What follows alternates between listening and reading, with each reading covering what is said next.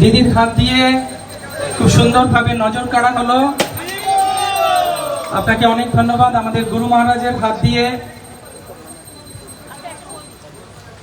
আমরা আরতি করলাম।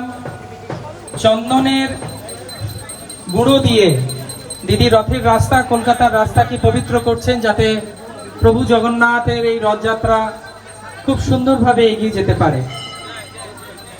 অসুস্থ থাকলেও দিদি যে আমাদের মধ্যে এসেছেন এবং এত কিছু অসুস্থ থাকা সত্ত্বেও ছিল জয়পতাকা স্বামী গুরু মহারাজ যে আমাদের মধ্যে আছেন, এটা আমাদের অনেক বড় ভগবানেরই কৃপা। দিদি দেখুন কিভাবে নিরলসভাবে তিনি সুন্দরভাবে চন্দন ছড়িয়ে দিচ্ছেন এবং জগন্নাথের কাছে প্রার্থনা করছেন যাতে জগতের কল্যাণ হোক, সবার কল্যাণ হোক, সবার মঙ্গল হোক।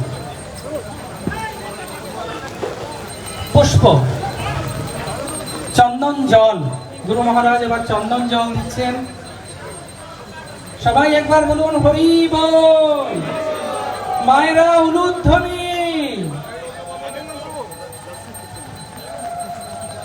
দিদি খুব সুন্দরভাবে জগন্নাথ প্রভু, জগন্নাথ প্রভু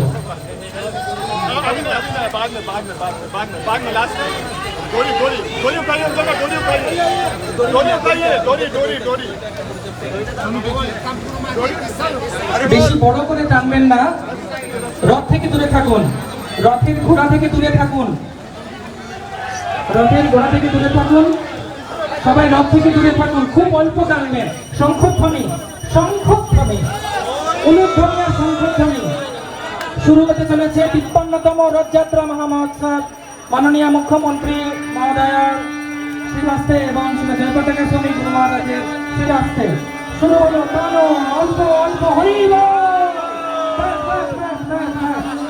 ফেলে দিন। অনেক ধন্যবাদ দিদিকে। জয় জগন্নাথ।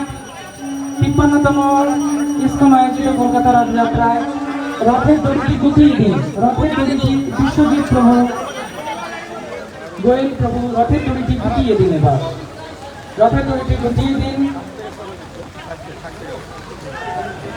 আমরা ধন্যবাদ দিই। ছোট করে দাও, ছোট করে দাও, এগিয়ে নিয়ে এসো এদিকে। গুরু মহারাজ প্রতাপ রুদ্র মহারাজের সেই লীলাকে স্মরণ করে তিনি সুবর্ণ মার্জনী দিয়ে জগন্নাথের রথযাত্রার শুভ সূচনা করলেন।